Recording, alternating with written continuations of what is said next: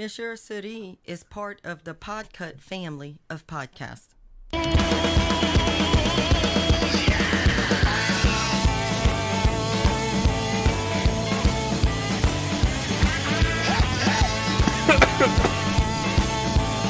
Ça commence bien. Excusez-moi. Bon, cet épisode est terminé. Merci de l'avoir écouté. À dans 2 semaines. Il était sponsorisé par le coronavirus. Non, je me suis étranglé en buvant. Et passé par le mauvais trou. Bah Bonsoir, ouais, bienvenue dans Monsieur Seri. Par la news. Justement, tu dis ça, alors je vais dire bienvenue dans Monsieur Seri. Monsieur Seri and Friends, le podcast avec le seul podcast qui peut se permettre le and Friends sans paraître ridicule. Je ne citerai pas de nom, mais je pense qu'il sait de qui je parle. Voilà, épisode 24, saison 52. Merde. On est vieux. J'avais même pas vu que j'avais fait une boulette. C'est pire qu'amour, gloire et beauté. Exactement. Voilà, nous sommes toujours confinés et toujours déconfinis. Mais on aime les séries et vous nous aimez aussi pour ça. Donc bah merci à vous déjà. Hein. Et si vous nous aimez beaucoup et que vous voulez nous soutenir, il paraît qu'il y a un petit patreon.com/podcut qui vous permet d'avoir des trucs un peu sympathiques. Moi je vous le dis parce que c'est dans le contrat. Parce que bon après, il y a des sous, il n'y a pas de sous. Ça fait 5 ans qu'on fait ça sans sous. On n'est toujours pas payé. Ah non, toujours pas payé. Ça nous a coûté de l'argent. Je pense qu'on a dépensé plus que ce qu'on a réussi à gagner. Alors, donc là, il y a 2 semaines... Ah bah voilà, plus de slip. Il y a 2 semaines, on était donc dans un direct de Podren. Et on les remercie encore pour l'invitation, même si c'était un peu chaotique, mais bon, ça passe. Comme d'hab. Oui, c'est ça. Ça change pas grand-chose, sauf qu'on était en live. Quand on voit ce que font la qualité des radios en ce moment dans des conditions de podcast bien meilleures que les nôtres. Ouais, ils ont plus d'argent et bon. Et ils sont payés. Mais ils sont payés. Mais tu sais, il leur manque quelque chose, Olivier. Quelque chose que nous, on a, qu'eux n'ont pas. Le cœur. Les blagues de paix. Le talent. Oh. Le talent. Et voilà. Et puis, les blagues de paix, le cœur. Les blagues de cœur aussi, non. Les paix de cœur. C'est beau ce que tu dis. Non. Ça s'appelle un ro. Je veux pas savoir comment marche ton organisme, Olivier. La tuyauterie, elle est mal branlée, hein. Non, franchement, voilà. On commence n'importe comment. Aïe, aïe, aïe, aïe, aïe, aïe.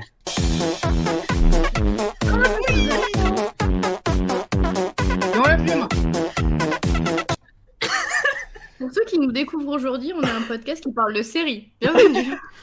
Oui, et donc vous entendez la seule part féminine du podcast qui se demande d'habitude ils sont comme ça, mais quand même j'ai pas honte. Là aujourd'hui j'ai honte. Oh non. C'est Elodie. Bonsoir. Il y a celui qui fait des blagues de paix, etc. depuis tout à l'heure parce qu'il a plus de bière. C'est Olivier. C'est ça. Je devrais peut-être reboire. Ouais, voilà. Non, Quand t'es sobre, ça va pas. C'est ça. Et voilà. Et il est trop jeune pour pouvoir boire de la bière. Moi, je suis au rosé, alors ça passe. Ah bah oui, mais attends. Au rosé, c'est pas de l'alcool, le rosé.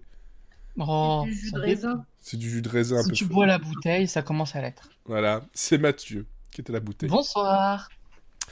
Bon, alors, au programme de cette semaine, on a donc la rubrique avec les pilotes perdus et un pilote qui était bien perdu, qui aurait dû le rester, qui est... Ah, t'as vraiment des problèmes avec ton clavier. Hein. Limited Partners et pas Partners. Oh là là là là. La dyslexie. Et on a aussi des recommandations avec du Magnus, le roi de l'anus.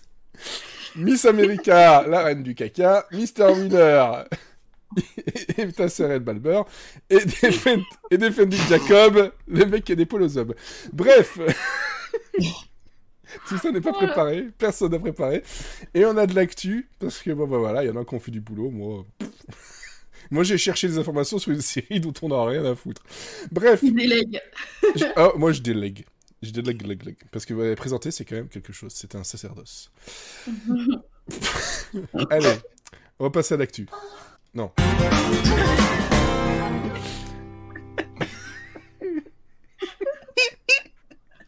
Ça faisant donc 6 minutes que nous avons commencé. Et nous n'en pouvons déjà plus. Le confinement, ça nous réussit pas. Hein. On a besoin d'extérioriser, comprenez-nous s'il vous plaît. Rouvrez les bars, s'il vous plaît. Non. Il n'y a plus à qui va. Bref, dans l'actu. Alors, je vois que c'est toi, En plus, c'est Mathieu. moi. Oui, Bon. forcément, toujours. Ah bah bon, c'est Elodie qui a fait le gros du boulot, moi ça va aller très vite. Juste côté renouvellement, annulation, 911 sera de retour pour une saison 4 et son spin-off Lone Star pour une saison 2. On y cote, hein. Westworld sera de retour pour une saison 4 aussi, mais on sait pas pour combien de temps, quand, on sait rien. Ensuite, il y a The Mandalorian qui sera de retour pour une saison 3, mais ça sera pas le cas de Godfriend in Me et de Part of Life qui est annulé après une saison. Et enfin, petite annonce, Parks and Recreation est de retour, enfin presque. Le casting va se réunir pour un épisode spécial de 30 minutes et tous les bénéfices iront à Feeding America. Ça sera diffusé le 30 avril, donc au moment où on enregistre dans 3 jours. Et tout le casting sera de retour et il y aura même des guests. Si c'est pas beau ça. C'est pas beau tout ça. Moi, je dis que c'est très beau tout ça. Mais Voilà. par contre, Ouais, t'as dit. surtout qu'une plateforme récupère Parks and Recreation. Mais pour l'instant, moi, la Parks and Recreation, c'est sur Amazon Prime. Ah ouais, bah pas chez nous, hein, je crois pas. Mais encore une fois, la Belgique, Je vais la France, regarder, toi. je vous dis ça. Oui. En tout cas, la dernière fois que j'avais regardé, c'était là-dessus. Avec Sinon, beaucoup prenez d'autres choses. Un Non, y VPN, a un rien. NordVPN fait des promos chez tous les youtubeurs. là. C'est ça, vous tapez n'importe quel youtubeur et globalement, vous avez un pourcentage. C'est ça. Et d'ailleurs, en parlant de youtubeurs, on verra que tout à l'heure, la série que j'ai regardée, j'ai l'impression que c'est c'est pas chez nous. c'est le sosie d'un youtubeur un peu connu. Ou l'inverse. Ou le youtubeur est le sosie de ce gars-là. Bref, ça n'a rien à voir. Elodie, Oui, Amazon Prime, on passe à Netflix. Ouais, de mon côté, Netflix a commandé une nouvelle série coréenne. Ce sera une série de zombies qui s'appelle All of Us Are Dead.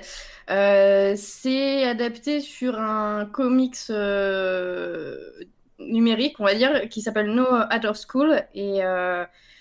Et en fait, ça va suivre un... Alors, c'est très coréen dans le thème. Hein. C'est un groupe de lycéens qui sont piégés dans leur école et qui vont devoir faire face à des zombies qui se propagent dans l'école. Donc, pourquoi pas? Moi, je suis toujours OP pour avoir des séries coréennes. Et en plus, il y a des zombies, franchement... Ouais, Dans le ça, peuple. ça fait un peu Netflix qui se dit tiens, on fait ça cartonne les séries d'ados chez nous. Tiens, ça cartonne les séries de zombies. Si on faisait une série de zombies ados. C'est ça. Et Kingdom a cartonné avec une série coréenne de zombies, alors franchement. Ouais. Non, c'est. Bon, Non, mais ça devrait être cool. En plus, donc, comme Mathieu le disait, The Mandalorian a été renouvelé et en plus, il aura droit à un docu-série sur Disney+. Et ça sortira donc le jour du Star Wars Day, le 4 mai. Et donc, en fait, ça sera une série qui s'appelle Disney Gallery de Mandalorian, puisque Disney Gallery, ça sera... comme on peut dire, une série anthologique où chaque saison s'intéressera à une œuvre Disney. Donc la première sera consacrée au Mandalorian, ça sera en 8 épisodes, et ça sera, on va dire, présenté par Jon Favreau, le producteur exécutif. Il va nous présenter toute l'équipe, il va présenter la réalisation des effets spéciaux, de comment il a raconté son histoire. Il y aura des interviews avec les acteurs, les producteurs, les scénaristes, tout ça. Ils parleront de la bande originale, ils parleront de leurs inspirations, etc. Et ce sera donc à partir du 4 mai, et ce sera un épisode par semaine chaque vendredi. Ok. Toujours côté streaming, mais cette fois-ci côté Netflix, on croyait qu'on l'avait bel et bien enterrée pour de bon et finalement elle revient, c'est Kimi Schmidt. Bon, la dernière saison était de toute façon la saison de trop, comme... Oh oui.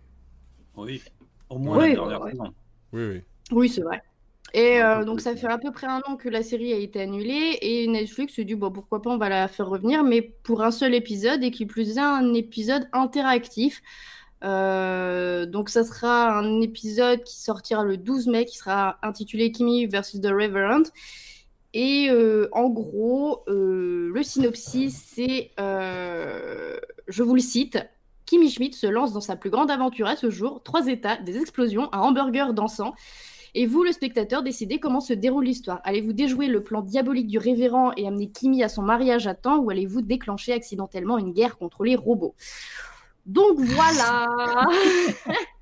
Bah, Ils ont du- pris des mots au hasard sur Google. C'est ça. C'est ça. Alors, C'est un peu outre le fait que, voilà, le cast d'origine revient dans son entièreté quasiment, et il y aura beaucoup, beaucoup, beaucoup de guests, puisqu'il y aura Daniel Radcliffe, John Hamm, Sarah Chase, Lauren Adams, Donna Maria, Amy Sedaris, Michael Carslane, Fred Armisen, Chris Parnell, Jack McBrayer et Johnny Knoxville. Voilà. Rien que ça. Eh ben. Bon, bah, Oh, tant ça qu'il y a peut être Titus, sympa. Liliane et Jacqueline, ça va. Oui. Franchement, rien que pour le concept d'épisode interactif, ça peut être sympa. Oui, oui. Oui, effectivement, Voilà. effectivement. Ensuite, Est-ce que vous croyez qu'on va pouvoir refaire jouer à Titus la scène de Beyoncé? C'est ma seule demande. Peut-être. Ou est-ce qu'on pourra lui faire tout l'album Lemonade ou pas? non, Je sais pas, on Ça va lui serait retweet. intéressant. c'est ça. Envoie-lui un tweet. Et s'il te répond pas, tu lui unfollow direct. Oh, je vais faire Et, ça. et tu le bloques. Ça va lui faire les petits. Alors, Ouais. ensuite, Je reste HBO toujours Max. chez le streamer. Hein. HBO Max, en fait, a commandé 3 nouvelles séries à la maison de production Bad Robots. Donc, on a la première, c'est... Oui, toi aussi, tu le dis à la fin de chaque épisode. Alors, le premier, c'est Overlook. En fait, ce sera une adaptation de Shining. Voilà. On a pas vraiment plus de détails à ce sujet. Ce sera une série d'horreur. Voilà, quoi. Mhm. Ensuite, nous aurons Duster. Ça, c'est une Sur une série bagnole. qui... Même pas. Mais ça aurait été drôle. La série la moins chère. Ça se déroule dans le sud-ouest des États-Unis dans les années 70 et en fait on remarque si il peut y avoir un lien parce qu'on suit le chauffeur d'un groupe de méchants gens quoi on va dire ça et voilà sa vie va mal Attends. tourner oh là là Le gang des Dacia Duster, quoi. c'est ça.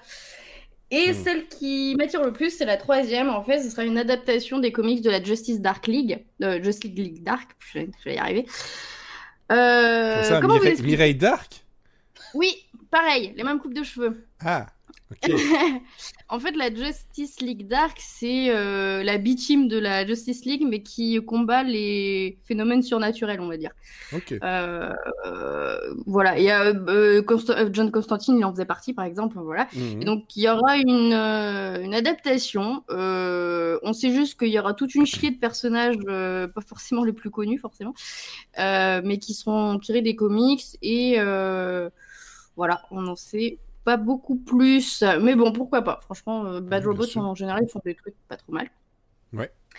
On change de streamer chez Apple TV+. Ils ont ramené Fraggle Rock. Et ça, Ouais. c'est cool. Ouais. Et oui, parce que les séries avec des marionnettes dedans, c'est trop bien, surtout quand elles font pas peur. Donc du coup, ça... Fraggle Rock. J'avais un souvenir qu'il y en avait une ou deux qui faisaient peur, mais quand j'étais petit, quoi. Oh, bah oui, forcément. Attends. Du coup, ça s'appellera Dimensions Fraggle Rock Rock-On. Obligé.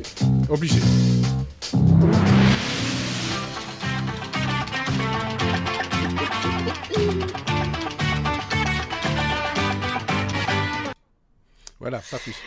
Voilà, et donc dans cette nouvelle itération, donc tous les personnages vont se réunir à nouveau pour des nouvelles histoires, des nouvelles chansons, et ça va être trop bien parce qu'ils vont tous montrer comment l'amitié c'est trop cool. Donc le premier épisode a été diffusé le 21 avril, et c'est des mini-épisodes qui durent une dizaine de minutes par là, et ils seront diffusés, donc un épisode tous les mardis. Et je suis pas sûre, mais me semble-t-il qu'on peut on peut les regarder même si on n'est pas abonné à Apple TV+, mais il faut que je vérifie. Voilà. J'ai pas pu vérifier. Voilà, Ok. voilà. Et alors, non, mais petit détail qui est hyper intéressant, c'est que j'ai l'impression qu'ils l'ont fait un peu à la dernière minute, cette série. Et en fait, il la réalise en flux tendu. Donc, ils sont actuellement en train de réaliser des épisodes, sauf que tout le monde est en confinement. Donc, en fait, chaque marionnettiste et concepteur de décors et tout ça travaille de chez soi et chacun se filme à l'iPhone et après, ils montent tout. Enfin, doit être une organisation terrible. Mais voilà, ils sont pas... ça n'a pas été tourné à l'avance. Du coup, ils sont tous chacun chez soi en train de tourner des épisodes. Ça me paraît, c'est fantastique. Ok. Et dernière news, IMDb déjà va faire des séries, c'est la première nouvelle, donc sur IMDb TV, et ils vont faire revivre la série Leverage, mais sans Timothy Hutton parce qu'il a eu des petits soucis avec la justice dernièrement. Voilà, on reprend, à part lui, on reprend tout le casting, sauf que ce sera Noah Wyle de Urgence qui reprendra le rôle principal.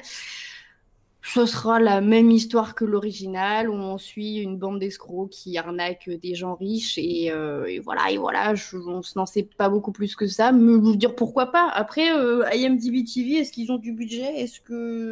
Mais je savais même pas qu'ils avaient des émissions. Ben moi non plus, je l'ai découvert à cette occasion-là, hein, donc bah. Ah, moi non plus, je savais pas. Donc voilà, donc déjà première nouvelle, on verra. Bah oui.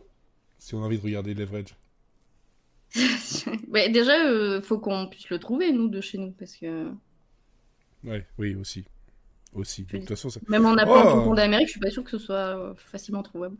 Ouais, je pense que c'est un peu trop compliqué, tout ça. Ouais. Ok, très bien. C'est tout pour l'actu?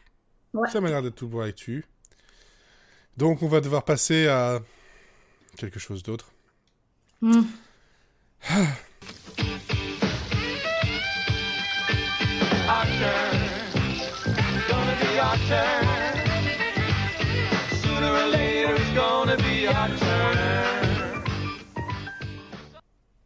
Voilà. Bon. Limited Partners. Donc c'était une série qu'on a choisie, enfin sur laquelle on est tombé grâce au hasard des choses dans la longue liste des pilotes abandonnés, des séries, voilà, des pilotes non retenus pour des séries parfois qui sont retenues malgré tout. Celle-là, pas le cas, pas du tout. Et jusque-là, on n'avait aucune information, parce que d'ailleurs, trouver quelque chose, une information sur Limited Partners, juste en tapant son nom, pilote, série, enfin tout plein de trucs dans Google, globalement, on ne trouve rien.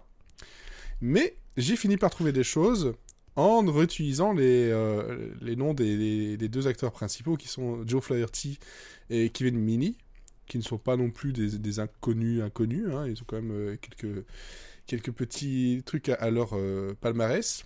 Et en tapant ça, je suis tombé sur un truc qui s'appelle CBS Summer Playhouse, qui a eu lieu entre 87 et 89.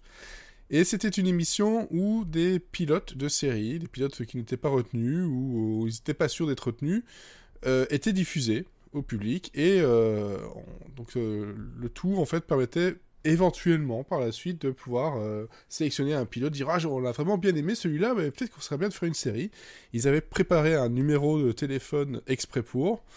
Jamais personne qui a téléphoné, ça a duré 2 ans. Apparemment, c'était assez catastrophique. Mais bon, ça a quand même duré 2 ans, une quarantaine d'épisodes. Et donc celui-là, Limited Partners, faisait partie de l'épisode 8 de la saison 2. Et ça parle de quoi? Ça parle de deux potes qui travaillent dans un resto de burger un peu tout pété. Et un restaurant de burger qui ne sert que de la bouffe anglaise. Ça, faut bien le préciser. Et ils veulent devenir... ils essaient de devenir riches pour pouvoir racheter tout ça et faire leur propre restaurant. Et ils ont un filon qui tient vachement bien. Ils ont entendu une conversation comme quoi il allait y avoir un stade de foot américain qui allait arriver juste à côté. Donc forcément, qui dit stade, dit personnes qui vont venir au restaurant. Donc c'est de l'argent. Et donc globalement, là, ils sautent sur l'occasion pour essayer d'acheter ce resto à leur patron pour une bouchée de pain. Mais bon, tout ne se passe pas comme prévu, parce que c'est une comédie avec 2 débiles. Des gros débiles. Régis et Tim, voilà. Et on sait que Régis est un con. Et Régis est un con. Donc Joe Flaherty qui joue Régis, lui on a pu le retrouver dans des choses comme Un gars du Queens, qui est quand même déjà beaucoup plus qualitatif. On avait aussi Freaks and Geeks. Il jouait Harold Weir dans Freaks and Geeks, donc voilà, et Police Academy aussi dans la série télé. Et bon, il a fait quand même pas mal de choses et pas mal de films aussi. Il a aussi été dans Retour vers le futur 2, Happy Gilmore. Enfin voilà, pas mal de choses. Et donc son pote qui est Kevin Meaney, lui c'était un peu plus compliqué. Voilà, il donnait des voix dans Garfield. Il a joué dans la première série de Uncle Buck, où il jouait le rôle de Buck, justement. Mais bon, personne ne s'est souvenu de la série. Et donc voilà, pas mal de petits trucs comme ça, mais pas grand-chose de bien folichon. Et d'ailleurs, le créateur, c'est Zen... Enfin, la créatrice, c'est Zen Busby. Et Zen Busby, c'est très très étrange. C'est très très étrange. Elle a un petit rôle dans Spinal Tap. Elle a aussi eu des petits rôles dans Chi Che Chang Passe le joint. Dans quoi encore c'était dans Blossom, un peu plus connu. Dans Mes deux papas, dans Dads, la première série télé, dans Marier deux enfants. Donc, mais tapez juste son nom, Zane Busby, et vous allez voir que ses photos sont flippantes. Voilà, ça c'est pour l'info. Et donc on a regardé ce pilote qui dure une vingtaine de minutes. Et qu'est-ce qu'on en a retenu? Rien. Pas grand-chose. Ouais, c'est... Non, mais... C'est un florilège de gags éculés. Non. Il se passe rien parce que c'est pas vraiment drôle, c'est pas vraiment original, et puis pendant 20 minutes, vraiment, il se passe pas grand-chose. C'est on veut le racheter, on le rachète, puis en fait, finalement, c'était pas un bon plan, donc on en le rachète, puis finalement, on se fait encore entuber, puis voilà. Enfin... C'est ça, c'est en boucle, et puis ça se finit sur... voilà, on sait pas trop. Il crache de l'eau. Ouais, voilà, le running gag de tout le temps s'époustoufler, là. Ah oui, ça mais en fait, c'est que ça fait très comédie des années 30, quoi. Et puis c'est pas si vieux, en fait. Oui, c'est de 87, mais t'as l'impression que ça a été fait... 88. C'est un peu du Laurel et Hardy, quoi. T'as le grand, c'est le ça. grand maigre Ça avec le petit gros, et puis ils font des blagues. Ils font des blagues qui ont l'air vieilles, alors que bon, on est quasiment dans les années 90, quoi. Oui, et puis ça manque de rythme. Et carrément. Il y a des blagues. Ils ont gardé le rythme des années 30, quoi. Enfin, c'est ça le problème. Ouais, même il y a des blagues qui globalement, même si elles sont déjà un peu réchauffées, si tu le donnes avec un bon rythme, etc., une petite connivence, ça peut passer, ça peut te décrocher un sourire. Là, c'est juste gênant de A à Z. Et le coup du bisou lapin, là, c'était... J'étais vraiment pas bien. C'était horrible. C'était cringe, quoi. Personne ne fait ça dans la vie. Personne ne fait le lapin comme ça. Non, et puis en plus, c'est surjoué à mort. C'est vraiment... C'est gênant. Les mecs, ils Même savent que eux, ils n'ont pas envie de le faire. Ils sont à 8 mètres d'écart l'un de l'autre. C'est le problème, c'est qu'ils savent très bien que ce qu'ils font, c'est nul. Donc, du coup, ils le jouent à 300% en se disant peut-être que ça passera. En criant, ça passera, quoi. Si on met de l'énergie, et puis en fait, non, ça passe pas du tout, quoi. Et puis, on en a parlé plusieurs fois, et d'habitude, ça me gêne absolument pas les rires.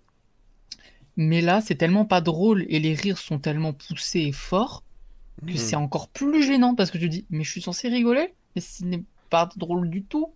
Moi, le seul truc qui m'a fait rigoler, c'est les sous-titres automatiques de YouTube. Alors là, franchement, Oui, vu mais la ça, qualité c'est du son, ils étaient mais vraiment... Ah, en roue libre.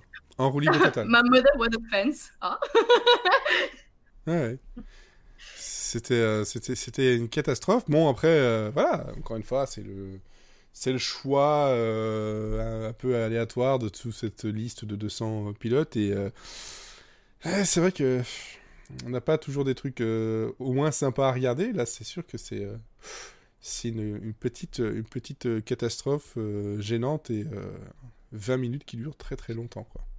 En fait, Mais on faisait souvent au- c'est tout Brockman, mais en version Débile. vieille, quoi. Vieille débile, avec des personnages pour qui tu ne t'accroches absolument pas. Et t'as pas envie de t'accrocher du tout. Donc, ils sont absolument pas caractérisés. Enfin, c'est ça le problème, c'est que par exemple, la blonde, là, on sait pas si c'est sa copine, sa femme. Ah si, c'est sa femme. Ouais, mais c'est pas clair parce que. Enfin, il dit que c'est sa fiancée. Oui. Mais enfin, ça veut dire quand même qu'ils se parlent pas beaucoup parce qu'elle apprend vachement tard qu'il a racheté le truc. En fait, il y a un truc, il y a un moment donné où finalement les comédiens font des choses, mais on sait pas vraiment qui ils sont, quoi. Ouais, puis même les deux personnages principaux, en fait, les deux, c'est les mêmes. En général, quand t'as un duo comme ça, style Laurel et Hardy, t'as quand même... soit tu vas avoir un débile et un qui va être un peu plus intelligent, ou tu vas avoir le cérebral et le muscleux, mais et là, les deux, en fait, ils sont interchangeables. Il y a pas... C'est pas le système du clown triste et du... je sais plus, à chaque fois, je crois qu'il y a le clown Auguste, je suis pas sûr. Mais voilà, c'est les deux clowns qui sont là pour former qu'un seul à la fin, et là, globalement, c'est... Bon, je pense Moi, j'ai eu l'impression souvent que c'était presque de l'improvisation, les Black Spades, parce que c'est très, très, très, très mal écrit, et du coup, là, c'est pas de la bonne improvisation, mais c'est vraiment le sentiment que j'ai eu pendant tout l'épisode. Ouais, peut-être aussi. Et on se plaint souvent à la rentrée que des fois, il y a des séries qui sont pas renouvelées alors qu'elles devraient, il y a plein de séries de merde qui passent, et puis il y a des pilotes qui sont pas retenus, et des fois, on voit pourquoi. Vous avez bien joué, les gars, de l'annuler, c'était une bonne chose à faire, finalement. Ouais. Vous nous avez fait gagner du temps. Bon, après, il y a des débiles qui vont le regarder 30 ans plus tard, 40 ans plus tard, mais bon, c'est un autre détail, ça. Ouais, mais écoute, c'est... traite de débile. Tu m'inclus dedans. Ça s'appelle la culture, vois-tu, c'est un peu la culture. Il n'y a pas que les séries qui sont citées et surcitées qu'il faut connaître. Au moins, toi, tu... La preuve, on l'a tous regardé. Ah bah ouais. Mais ce qui est... en plus, on l'a traité.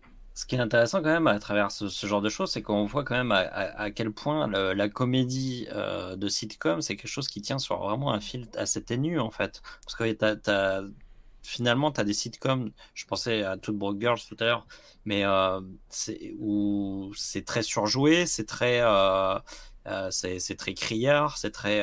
et pourtant, ça marche beaucoup mieux que là. Ouais. Donc, c'est vraiment, ça montre à quel point l'écriture de comédie est quand même peut-être la chose la plus compliquée à faire pour rester à la fois dans le ton de l'époque, à la fois universel et toujours rester drôle surtout. C'est un format très compliqué, très complexe et très casse-gueule, la sitcom et même la comédie tout court en fait. Surtout sur un pilote où il faut à la fois innover et à la fois rester sur des codes qui sont connus parce que les mecs des chaînes, ils regardent je sais pas combien de pilotes, donc ils ont besoin quand même à un moment donné de si tu fais quelque chose qui change trop, ils vont avoir peur pour leur audience. Si tu fais quelque chose qui est très qui est identique à d'autres choses, ils vont pas le voir parce que dans le flow ça va passer. Donc il faut réussir à faire quelque chose à la fois original et à la fois malgré tout qui a des codes très très significatifs. Donc c'est un vrai exemple, je trouve, de sitcom qui fonctionne pas, et d'étudier pourquoi ça fonctionne pas. Ça permet aussi de pourquoi pas réussir son propre pilote. De toute façon, quand on fait quelque chose, il faut regarder ce que les autres font, en bien comme en mal, parce que justement, si tu ne regardes que... Voilà, si tu regardes aussi le mal, tu dis ouais, ok, il faut vraiment que j'évite ça, faut pas que je fasse ce genre-là, faut que je fasse attention à ça. C'est important. Après, il y en a suffisamment des séries mauvaises à regarder pour savoir comment ne pas le faire. Après, Netflix, lui, il dit non, je vais faire que ça. Ce n'est pas très gentil. Ah.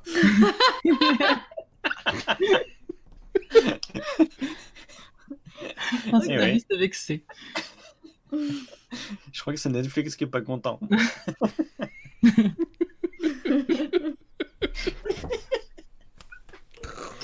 Le fantôme prend possession des tablettes maintenant. Je pense qu'on va rester là-dessus. Hein. Voilà. Ouais. Je pense qu'on peut pas faire une meilleure conclusion. Ah non. Et donc, pour dans 2 semaines, ce que Ah oui, c'est vrai. je proposais éventuellement, c'est que j'en ai retiré 4 du lot, qui ont chacun différentes qualités possibles, ou des choses un peu sympathiques. Alors, la première que j'ai retenue, c'est Not Another High School Show, qui date de 2007, qui est une parodie de toutes les séries d'ados de high school, avec des parodies de Dawson, etc. dedans. Oui, je veux ça. Alors, c'est un truc qui dure 22 minutes. On a aussi Nobody's Watching, un pilote de 2005, où on retrouve un certain Taram Killam, et aussi Paul Campbell dans les rôles principaux. Et niveau écriteur, oh là là. Niveau scénariste, on retrouve Bill Lawrence. Je sais pas, hein. Oui. Voilà. Bon, Et bah, ça se pose là. Hein. Et ça parle de quoi? Ça parle de deux amis de l'Ohio qui adorent les sitcoms et qui se disent on peut faire mieux que vous, et ils se font engager par la WB pour faire une sitcom. Et donc on casse souvent le 4e mur, et donc ça peut être très sympathique sur ce cas-là, parce que aussi Bill Lawrence et Taram Killam, voilà, ça date de quand même quelques années maintenant. Plus simple, plus classique, mais pas forcément inintéressant, c'est Emeril. C'est une sitcom sur le chef Emeril Lagasse, qui un grand chef américain, où en gros c'est une série sur son émission de cuisine et ses coulisses. Donc ça c'est beaucoup plus classique. Et la dernière, alors là par contre on fait le grand écart. C'est une série qui a apparemment eu quelques épisodes, mais là c'est le pilote qui n'a pas été diffusé, et qui s'appelle Cavemen. Et donc Cavemen, ça veut dire quoi? C'est l'homme des cavernes. L'homme des cavernes. Donc imaginez que ce sont des hommes sur Sébastien Chabal. Mais presque. C'est en fait c'est deux, trois amis qui sont en fait des hommes des cavernes qui vivent au milieu des contemporains, mais ils sont hommes des cavernes, mais en même temps ils travaillent dans des boîtes, ils portent un costume, voilà. Il y en a un qui a même un chignon. C'est très dangereux ça. Qui a même un chignon, ça dure 24 minutes. Et dans les commentaires, il y a un gars qui dit bah, c'est pas si mal que ça finalement, c'est même très intéressant. Donc voilà. Bah allez. On fait les 4 ? Moi je suis un peu, hein, de toute façon, j'ai que ça à foutre. Hein, mais... ça nous fait 2 heures. 2 heures de série. C'est pas grand chose. En 2 semaines. En 2 semaines, c'est possible. D'autant plus que là, globalement, par rapport à Limited Partner, je pense qu'on a des choses sur lesquelles on pourra dire des trucs. Mais réellement. Par contre, si on fait ça, on évitera peut-être trop les recommandations cette semaine-là. Donc voilà. Cavemen, Emeril Sitcom, Nobody's Watching et Not Another High School Show. Et donc tout ceci se trouve sur YouTube très facilement. Je vous donnerai les liens. Oui. On pourra faire un petit classement à la fin. Et on lui décernera une médaille au meilleur et une médaille au pire. Tu t'emballes là, tu t'emballes.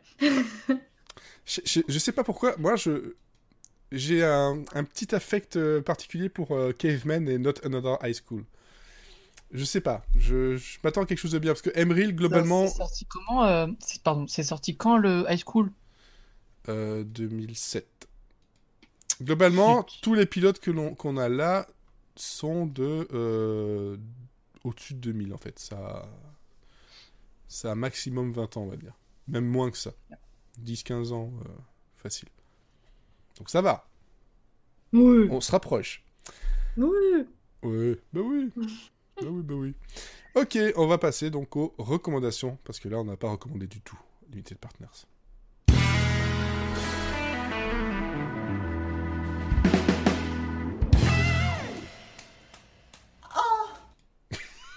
Désolé. D'accord. On fait genre que ça nous surprend, mais en vrai pas du tout. Non, mais ce que j'aime bien, c'est qu'à chaque fois, ça marche sur Olivier. À chaque fois. Non, parce que je suis en train de penser à tous les gens qui sont en confinement. Quoi qui n'ont rien fait depuis 1 mois et demi, qui sont et qui d'un coup entendent ça, ça doit être le... Parce que tu penses que ces gens-là n'ont pas accès à des sites porno? Ouais, c'est vrai, j'ai oublié. Bon, je sais que ça ne remplace pas, Je suis naïf. mais quand même. Des- Bon, hein, faut pas déconner non plus. Bon. Alors, Elodie, vas-y, enchaîne là-dessus. Bah merci. Dans un tout autre ton, hein, vraiment. Ouais. Je vais vous parler de Defending Jacob, qui est sur Apple TV+. C'est créé par Mark Bomba, qui dernièrement a fait les derniers La Planète des Singes, et qui se retrouve là-dedans. Je sais pas, c'est un grand écart un peu, mais pourquoi pas. Encore? Non, mais c'est très sportif aujourd'hui. Ah bah oui, je vois ça. C'est une adaptation d'un roman de William Landais qui a le même nom. Et de quoi ça parle? Defending Jacob, en fait, on va suivre Andy Barber, qui est joué par Chris Barbe Parfaite Evans. Oui. Il est assistant du procureur et en fait, il est appelé sur une scène de crime. Et c'est un jeune garçon qui a été poignardé dans la forêt juste à côté de l'école où va son fils, Jacob, qui est joué par Jaden Martell. Donc l'enquête, tu vas suivre son cours et malheureusement des preuves circonstancielles vont venir accuser Jacob et Andy va se retrouver écarté de l'affaire parce que forcément il y a conflit d'intérêts. Andy va être persuadé de l'innocence de son fils, il est prêt à tout pour le protéger jusqu'à s'incriminer lui-même en jetant un couteau que son fils avait sans savoir si ça avait un lien ou pas avec l'affaire. Hein. Et donc, on le sait dès le départ, ça va courir à sa perte, puisque la première scène, c'est lui devant un jury qui est interrogé. De l'autre côté, on a sa mère, Laurie, qui est jouée par Michelle Dockery, et qui va commencer à douter de son fils. Elle pense que peut-être il a fait quelque chose avec le recul, mais elle va quand même le défendre corps et âme. Et ce que j'en ai pensé, c'était fort bien. Apple TV+, a un système un peu comme chez Hulu, de diffuser d'abord 3 épisodes d'un coup et ensuite un épisode par semaine. Donc j'ai regardé les 3 premiers épisodes et je les ai regardés à la suite. Hein, franchement, ça se regarde très facilement, c'est très captivant. C'est hyper bien ficelé parce que en fait, on est tout de suite impliqué dans l'histoire parce qu'on nous demande de nous faire notre propre opinion sur les personnages. Parce que de tous les 3 premiers épisodes, en fait, on ne sait pas qui est le coupable. On ne sait pas si Jacob, il a quelque chose à voir avec cette affaire-là ou pas. On nous met des indices, on nous propose plusieurs suspects et en fait, on va suivre l'enquête comme le reste des personnages. La réalisation est très soignée. C'est forcément très froid, mais ça reste très classique pour une série de thrillers dans ce genre-là. On retrouve un peu la même réalisation que dans Truth to Be Told, qui était aussi sur Apple TV+. Et si vous écoutez quelques podcasts en arrière, j'en avais parlé. Ouais. Et c'est très esthétique, c'est très beau, c'est assez rythmé, mais c'est pas non plus trop, en fait. C'est pas comme un procédural où tout de suite on a une enquête, c'est hyper mouvementé et tout. Non, là, c'est rythmé dans la narration, mais c'est assez calme. On n'en fait pas de trop, quoi. Au niveau du casting, forcément, c'est génial en fait, parce que déjà il y a Chris Evans et que... On l'a perdu. Oh là là. À chaque fois que tu vas le dire, j'aurai une réaction. Hein. Enfin, à un moment, faut le savoir. Non, tu prononces mal l'érection. Et là, non, c'est cool parce qu'il est hyper loin de son rôle de Captain America. On a un personnage qui est très terre à terre, très sombre. Il est complètement dans la retenue parce que, je veux dire, il vit une situation horrible. On accuse son fils d'avoir assassiné froidement un autre gamin et en fait, il fait preuve d'émotion, mais tout en restant très digne, en fait.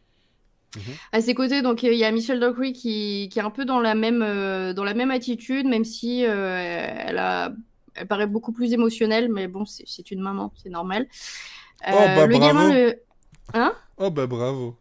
Ah oui, c'est cliché. Non, mais c'est parce que je veux pas spoiler, mais en fait il y a une scène où pour la défense ils vont aller chez une psychiatre qui va leur demander si parce qu'en fait, dans la famille, ils ont des antécédents de violence et donc pour pas que l'accusation se serve de ça rencontrer au tribunal, elle va refaire un peu le tracé de l'enfance du gamin et là en fait elle va tout déballer et en fait je trouvais ça hyper intéressante, hyper touchante et vraiment très très bien écrite et c'est là qu'elle va révéler un peu toute sa personnalité et tout son attachement envers son fils et aussi tout ce qui se passe dans sa tête. D'accord. Le gamin donc qui est joué par Jaden Martell, il est génial. Voilà. Alors et si vous voyez pas qui c'est, il jouait dans ça. T'as vu le truc avec le clown et tout? Il jouait là-dedans et Ouais, je vois dans ça. Ouais. ouais. Et en fait, il est glaçant, il est un peu effrayant. Il a un côté insensible, mais en même temps effrayé. Et l'équilibre entre les deux, du coup, ça sème encore plus le doute de savoir s'il est coupable ou non. Et du coup, vraiment, l'acting qu'il fait, c'est impeccable pour ça. Au niveau des personnages un peu plus secondaires, on va retrouver Cherry Jones dans le rôle de John Ackland, donc l'avocate de Jacob, qui est formidable, même si on la voit pas beaucoup dans ses premiers épisodes, mais elle va prendre une place plus importante par la suite, j'imagine. Elle est très humaine, elle est très charismatique, franchement rien à redire. Mais les deux personnages les plus surprenants, c'est que on va retrouver Pablo Schreiber, qui sera Neil, donc le procureur qui est ami avec Andy, mais qui va devoir l'interroger devant un jury. Donc là, pareil, c'est un rôle hyper complexe où il doit être très humain parce que c'est son ami qui vit un truc horrible et qu'en même temps, il doit être professionnel parce qu'il doit le faire tomber et il le considère comme son mentor. Donc c'est un peu horrible. Et la dernière fois que j'avais vu Pablo dans The Brink, donc je pense que tout le monde a un peu oublié cette série, mais c'était génial, regardez-la. Et il avait un rôle de grand idiot. Ouais, je vois. Et avec Patrick Stewart. C'est ça? Ouais. C'est sur OCS, je crois. C'est vrai, bah regardez-le. Franchement, ça n'a pas duré assez longtemps, malheureusement. Ça a été annulé trop tôt. Mais voilà, la dernière fois que je l'ai vu, c'était là-dedans. Donc pareil, ça change. Et pire que ça, il y a aussi Dan Rifkin, qui, la dernière fois que je l'ai vu, c'était dans Happy, qui joue un putain de psychopathe effrayant. Et là, il joue bah oui. Et là, il joue le père du garçon qui a été assassiné, qui est hyper touchant. Et il brise le cœur. Et c'est hyper perturbant de passer de Happy à ça. Et au début, je l'avais pas reconnu parce que là, ils l'ont vraiment vieilli, cheveux blancs, barbe et tout. Et il a pas du tout la même tête et c'est sa voix en fait qui m'a fait tilter. Ouais. Et là, j'ai fait comme le gif de Blow My Mind. Mais non, et donc tout le cast c'est vraiment 5 étoiles. Donc c'est une série qui est assez sombre mais qui tombe pas dans le voyeurisme parce que du coup on se met pas trop du côté de la famille qui a perdu son fils et c'est pas larmoyant et au contraire du coup on va suivre la famille qui est devenue le centre d'intérêt de toute l'Amérique et qui ne sait pas si leur fils a assassiné quelqu'un ou pas et nous non plus on ne le sait pas donc vraiment je vous conseille d'aller suivre l'enquête, c'est vraiment génial. Ok. Très bien. Très bien. Donc ça, c'était donc...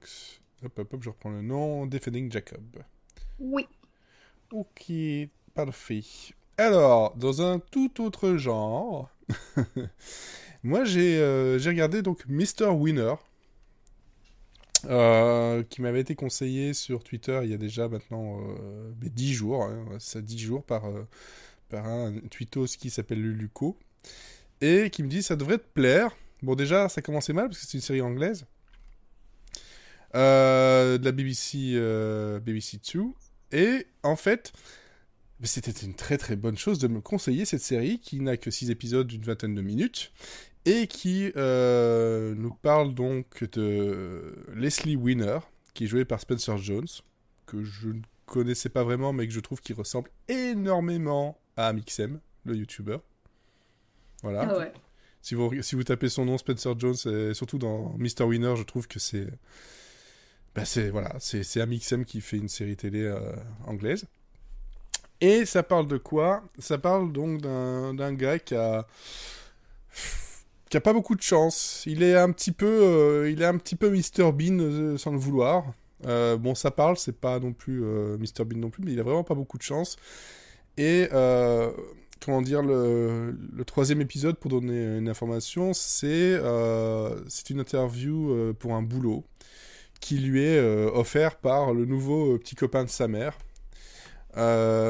déjà, bon, ça c'est un peu un moment un peu gênant, et on voit qu'il se prépare, il est vraiment à fond dedans, il lui faut son boulot, parce que forcément, bah, Mr. Winner, c'est un peu ironique, hein, parce qu'il ne gagne pas grand-chose, hein, à part l'amour de sa copine, il n'a pas grand-chose, pas beaucoup de chance, et il se prépare énormément pour aller, pour cet entretien, et il se rend compte d'un truc, c'est qu'il a son costard, tout est parfait, mais il a ses pantoufles. Voilà. Et le cauchemar qu'on a tous fait, quoi. Et de là part une situation de putain, merde, comment je vais faire, comment je peux faire ça, j'ai plus que 10 minutes, machin, et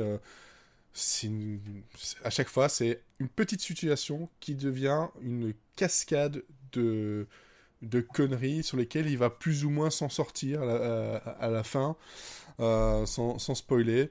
Il y a un autre épisode où il essaie de vendre un piano et finalement, ça va l'emmener à jouer du piano dans un restaurant italien, alors qu'il sait pas jouer de piano. Enfin voilà, c'est une série qui est vraiment très très très cool. Le rythme est parfait. Le personnage joué par Spencer Jones est vraiment très très cool et m'a fait penser voilà à un espèce de Mr. Bean un peu plus dégourdi, mais qui a pas beaucoup plus de chance. Et donc moi je vous conseille ça pour l'instant. Donc je crois qu'il n'y en a que 6 épisodes, parce que c'est comme c'est une série anglaise en général, ça va pas plus loin que 6 épisodes par saison en général, hein. Parce que je confirme, il a un petit air d'Amixem mais en plus vieux. Bah ouais, clairement. Voilà, je sais pas pourquoi à chaque fois que je regarde le truc je suis là, je fais putain, on dirait Amixem. Et alors un autre acteur dont je me rappelle plus le nom, mais faudrait que ça revienne. Mais à chaque fois j'étais là, je fais putain, il me fait penser à quelqu'un. Et à chaque fois c'est Amixem qui revient. Bon bref. Mais je pense que c'est l'espèce de petite moue qu'il fait avec la bouche qui ressemble. Ouais, je pense que c'est ça, la coupe de cheveux, enfin il y a beaucoup de choses. Donc c'est vraiment l'ironie en plein, parce que le gars il s'appelle Winner. Et en fait, c'est une cascade de bad boy, et un gars qui, tout ce qu'il essaie de faire, c'est il essaie juste de s'en sortir comme il peut, quoi. Donc voilà, je vous conseille ça, Mr. Winner. Je pense que on trouve ça nulle part pour l'instant, à part sur le BBC 2. C'est pas diffusé en France ou en Belgique. Donc débrouillez-vous, demandez à votre copain Boris. Voilà, et oui, parce que chez lui c'est sur la disco. Alors, Mathieu, Miss America. C'est moi. Enfin non, c'est la série. Moi c'est Mathieu, mais c'est pas grave, je vais vous parler de Miss America, c'est bien. Oui. Alors, Miss America, c'est parti. C'est une série qui a commencé il y a 3 semaines, un mois. Je dis pas, non, il y a eu 3 épisodes de diffusés d'un coup, donc ça fait 2 semaines. Qui est diffusée sur Hulu et que vous pouvez trouver sur Canal+, si je ne dis pas de bêtises, en France. Donc vous n'avez pas d'excuses pour ne pas la regarder, parce que Miss America, c'est très bien. De quoi qu'est-ce que ça cause? C'est l'histoire d'une madame qui a vraiment existé, qui s'appelle Phyllis Schlafly, qui est interprétée par Cate Blanchett. Déjà, je pose ça là, c'est bon? Ok. Cette madame, elle est anti-féministe et politicienne, et elle va lutter dans les années 70 contre les mouvements féministes de l'époque, et elle va faire le tour des États-Unis pour prêcher son petit message que l'avortement, ce n'est pas bien, que la madame, elle ne doit pas aller faire la guerre et rester auprès de ses enfants et choyer son mari.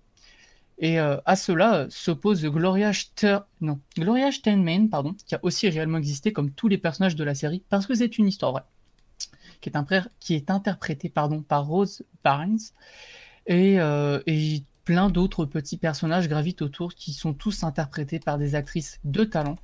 Comme ça, je balance Margot Martindale, Elizabeth Banks, Uzo Udaba, qu'on a pu voir dans Orange is the New Black, Sarah Paulson, Tracy Ullman, etc., etc., etc. Et donc, vont s'opposer ces 2 groupes entre les féministes et les femmes conservatrices américaines qui veulent la plus grosse part du gâteau dans les élections politiques américaines. Voilà pour le pitch. Je sais pas si je vous avais bien tout compris, c'était un peu brouillon, mais pour Ça va. l'idée. Et En pourquoi fait, juste pour Vas-y. préciser, tout tourne autour d'un amendement Oui, qui doit pardon. être, qui doit être voté, qui s'appelle l'IRA, et qui Oui. est, en fait, propose de mettre à égalité l'homme et la femme dans la société. Et Et ça ne me plaît pas beaucoup. sauf que Phyllis Schlafly, elle n'est pas du tout d'accord avec ça, parce que elle fonde toute la société américaine est fondée sur la famille, et pour elle, ce serait l'équivalent de détruire la famille de faire ça. Voilà, c'est pour elle, c'est protéger les droits de la femme au foyer pour pas qu'elle ne soit envoyée au combat et qu'elle puisse protéger ses enfants, c'est son point de vue. Voilà pour le pitch. Merci Olivier d'avoir complété. Et pourquoi? Pourquoi c'est très très bien. D'abord pour parler du côté de Phyllis Schlafly. D'abord, elle est interprétée par Kate Blanchett, qui est incroyable dans ce rôle. Elle s'efface complètement derrière ce personnage très fort qu'on a envie de détester, hein, c'est vrai, parce qu'elle fait des choses horribles. Mais la série l'humanise beaucoup, met en avant ses points positifs et ses points négatifs, et en fait un personnage et une femme forte, complexe, ce qui est super important de voir à la télévision. J'ai envie de dire, entre très grosses guillemets, on comprend son point de vue, on y adhère ou pas, mais la série nous prend le parti un petit peu, j'ai envie de dire, de le mettre en avant, pour l'opposer avec l'autre point de vue qui se répand de plus en plus dans le pays, qui est le vote en faveur de l'IRA ou de l'avortement, etc. Et de cette association de femmes qui veulent s'unir pour leurs droits. Et donc c'est très très intéressant parce qu'il y a ces deux points de vue qui s'opposent, qui sont très bien représentés, mais à l'intérieur de ces deux mouvements, on met en avant le fait que tout n'est pas blanc et noir, même du côté des féministes. Il y a des petits soucis, elles sont absolument pas d'accord entre elles. Elles ont aussi des pratiques qui ne sont pas très morales pour certaines. Par exemple, elles ne veulent pas inclure les femmes lesbiennes ou transgenres pour certaines, ou les femmes noires se sentent de côté dans la lutte des droits des femmes. Donc, c'est une série qui va vraiment mettre en avant toutes ces problématiques qui, je trouve, n'ont pas assez été exploitées depuis qu'elles ont eu lieu et qui sont toujours d'actualité, donc c'est très important d'en parler. Il y a beaucoup de références contemporaines, notamment aux messages, aux tweets de Trump, etc. Et le générique est vraiment cool. La BO en général est très soignée, très pop, très colorée. Et la série, du coup, donne un message très audacieux, très complexe, avec des personnages forts qui ont de la poigne. Et même si, je l'avoue, au début, c'est un peu compliqué à suivre quand on ne vit pas dans la politique américaine, qu'on a quelques bases, mais qu'on ne sait pas exactement comment fonctionnent toutes les élections, les coûts des premiers tours, etc. Il faut gagner tel nombre de voix pour passer, etc. Ça peut être un peu compliqué à suivre, mais la série explique quand même très bien ce qui se passe. C'est très divertissant, c'est jubilatoire, on prend beaucoup de plaisir à suivre leurs aventures, de plus que c'est une histoire vraie. Donc je vous invite très très très très fortement à aller découvrir Mrs. America, qui est disponible sur Canal+. Vous m'en direz des nouvelles. Voilà. Et c'est en fait, pour revenir sur c'est vrai qu'au début c'est pas évident parce qu'en fait c'est très didactique au début, c'est très il y a le poids de l'histoire qui écrase un peu le récit, on comprend pas tout, qui est qui fait quoi, Quelles sont leurs motivations. c'est un peu compliqué au début, c'est vrai. Je pense qu'il y a une vraie bascule à l'épisode 3 où on commence à se focaliser sur certains personnages. Maintenant qu'on a compris la manière dont le système fonctionnait, on va commencer à se focaliser sur des personnages. Et à ce moment-là, on va réussir à s'identifier à ces personnages, à commencer à les comprendre. Et c'est vrai qu'il y a la dimension série, elle commence vraiment, à mon avis, à l'épisode 3. Avant, c'est un peu didactique et un peu écrasé par l'histoire, quoi. C'est ça. Le premier épisode va surtout exposer le point de vue des antiféministes, le deuxième des féministes. Donc c'est par l'axe d'un personnage, mais on nous bourre un peu tout d'infos pour après que ça soit dilué par la suite. Notamment les féministes sont moins sur le pilote, par exemple, sont moins mis en avant. Donc c'est vrai qu'on a du mal à les identifier vraiment. Ils sont identifiés comme un groupe, mais pas comme des personnes. Donc je trouve que tous les personnages des féministes sont un peu plus creusés après un certain temps, quoi. Que ce soit peut-être plus fin 2e épisode, début 3e épisode. C'est ça. Après, moi d'un côté je comprends parce que les épisodes durent 40 minutes, 50 minutes max, et il y a beaucoup de personnages, il faut poser tout le contexte historique qui est très lourd. Mais par exemple, l'épisode 4 se concentre sur Betty Friedman, et j'ai trouvé cet épisode mais vraiment fort. Il y a, sans spoiler, il y a l'opposition entre deux des personnages principaux, et on passe de la minute 8 de l'épisode à la minute 11, et on a déjà 2 points de vue complètement différents qui se sont opposés, qui vont se complexifier, et tous les personnages sont vraiment humanisés, et c'est très important dans ce genre d'histoire. Et je trouve ça vraiment, vraiment très bien fait. Et ce qui est intéressant aussi dans cette série, c'est vraiment la résonance qu'il y a avec les temps modernes, parce qu'il faut savoir que Phyllis Schlafly, quand elle est morte, il n'y a pas très très longtemps, il y a eu un vrai hommage de la part de Donald Trump vis-à-vis de cette femme, c'est vraiment l'incarnation de ce que quand Trump dit « Make America Great Again », il voit Phyllis Schlafly, il voit cette période de l'histoire, il veut revenir à ça. Et la série est vraiment intéressante de ce point de vue. Et je trouve qu'elle est vraiment en rapport avec The Plot Against America de ce point de vue-là. C'est que finalement, les deux montrent des héros américains qui, que ce soit Lindbergh ou Phyllis Schlafly, qui sont exactement ce que veut Trump pour l'Amérique moderne. Et il y a un vrai travail en ce moment des scénaristes américains d'essayer de voir ce qui est dans le passé et ce qui ne doit pas revenir, en fait. Ouais, et ce personnage, même si on adore le détester, je l'ai dit tout à l'heure, même si j'essaie, je peux pas m'empêcher de l'aimer parce que c'est une femme forte qui défend des convictions politiques, qui veut se détacher de son mari, et qui parvient, elle fait le tour des États-Unis, elle fait des débats, etc. Mais dès qu'elle va avoir un problème, elle va revenir vers son mari, et même il y a une scène très forte où son mari lui dit non, tu peux pas te représenter, tu peux pas aller faire ton débat parce que tu dois rester auprès de nos enfants. Et on voit ce personnage se briser, et en même temps, ça montre toute la force qu'elle a en elle. Et c'est vraiment, vraiment fort comme série. C'est là où elle est paradoxale, c'est-à-dire qu'elle prône justement la femme au foyer, la femme dépendante de son mari, la femme dévouée à son mari, et que en fait, elle n'est pas du tout ça. C'est ça qui est étonnant, quoi. C'est-à-dire que elle est totalement contradictoire comme personnage. Oui. Donc forcément, elle est complexe. Et après, moi, ça reste toujours un mystère pour moi. J'arriverai, je pense, jamais à comprendre qu'une femme soit pas féministe, mais bon. Mais là, c'est vrai que c'est une problématique très complexe et qui était très casse-gueule et très bien abordée dans la série. Juste pour conclure, par exemple, on en a moins parlé, mais il y a le personnage de Shirley Shrimbaum qui est joué par Uzo Aduba qu'on a vu dans Orange is the New Black. Et elle aussi, elle est méconnaissable d'ailleurs.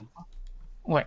Méconnaissable, c'est vrai, je l'ai dit aussi tout à l'heure, mais c'est vraiment que des stars dans cette série, et pourtant je les vois pas, les stars. Je vois des femmes, je vois des personnages, et elle est très forte aussi. Ça explore aussi, ça fait des échos contemporains avec la période Barack Obama, la période actuelle. Donc c'est vraiment, vraiment très intéressant de la regarder aujourd'hui. Voilà, je vous la recommande encore et encore et encore. Ok, parfait. Alors, Olivier, toi, tu voulais recommander Magnus. Ah oui, un nouveau grand écart dans la soirée. Ça commence à avoir mal aux jambes, les gars. Ouais, c'est... Surtout qu'on s'était pas écouté. Pas qu'aux jambes, quoi. Titre de sa sextape. De vos sextapes, d'ailleurs. Moi, je voulais vous parler de Magnus, parce qu'en ce moment, on a besoin de rire un peu. Oui. Et il se trouve que cette comédie policière norvégienne qui a été diffusée et créée par la NRK, donc l'équivalent de France Télévisions en Norvège, petite parenthèse, et ben, cette série m'a fait beaucoup, beaucoup, beaucoup rire. Alors, c'est qui Magnus? Et ben, c'est tout simplement un flic très bizarre et très con dans une petite ville paumée de Norvège. Et en fait, il se trouve que dans son unité, personne ne peut le saquer. Personne ne veut bosser avec lui. Et la raison que je voulais donner, c'est qu'il est vraiment très con. On va le dire très franchement. En fait, c'est un gars qui veut inventer des machines pour améliorer son boulot. Sauf que ces inventions sont toutes plus inutiles et plus inefficaces les unes que les autres. Par exemple, il a créé un robot vraiment débile ça ressemble à un tuyau de clim portable. Et le truc, il se déplace et puis il scanne les trucs et puis il dit si c'est de sexe féminin ou masculin. Et alors, le problème, c'est que ça ne sert à rien. Et que le problème, c'est que le robot s'arrête jamais. Donc, il suit tout le temps le gars, il passe son temps à scanner, à dire féminin, masculin, féminin, masculin. Et donc, voilà. Donc, c'est très con, mais moi, ça me fait beaucoup rire. Il a une autre obsession, Magnus, dans ses inventions, c'est également de créer des commodes camouflage. Donc, les commodes, le meuble.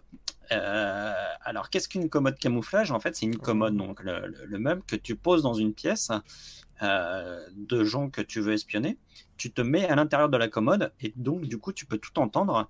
Et même si tu as besoin d'agir, tout d'un coup, la commode, elle se déplie en mode Transformer et tu peux.